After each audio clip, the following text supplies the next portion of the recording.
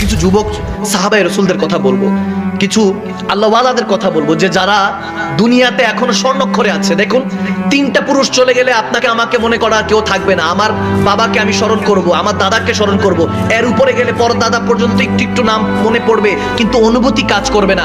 আপনার বাবার জন্য আপনার যে অনুভূতি কাজ করবে, আপনার দাদার জন্য সে অনুভূতি কাজ করবে না। যখন আপনার দাদার উপরে চলে যাবেন, যখন বড় আব্বা, আপনার গ্র্যান্ডফাদার, গ্রেট গ্র্যান্ডফাদার, এর উপরে যত চলে যাবেন, আপনার অনুভূতি কমে যাবে, দোয়াও কমে যাবে।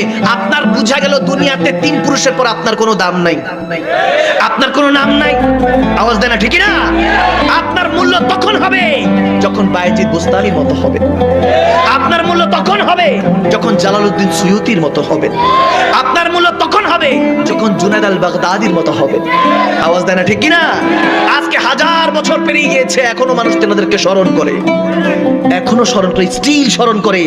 যখনই কারো কোনো ভালো কথার উদাহরণ দেয়, তখন আবু বকর সিদ্দিকের উদাহরণ দেয়, নাকি আবু জাহেলের দেয়?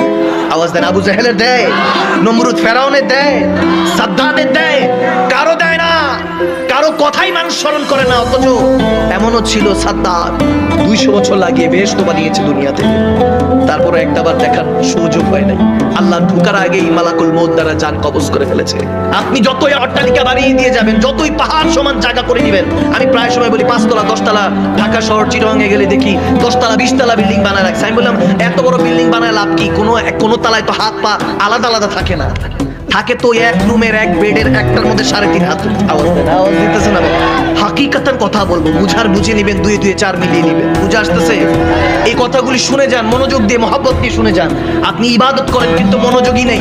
আপনার সাথে যদি আমি চাইনিজ ভাষায় কথা বলি, আমার কথা কি বুঝে আসবে? আওয়াজ দেন, আসবে? আর আপনাদের কথা আওয়াজ দিতেছেন, আসবে আসবে আসবে।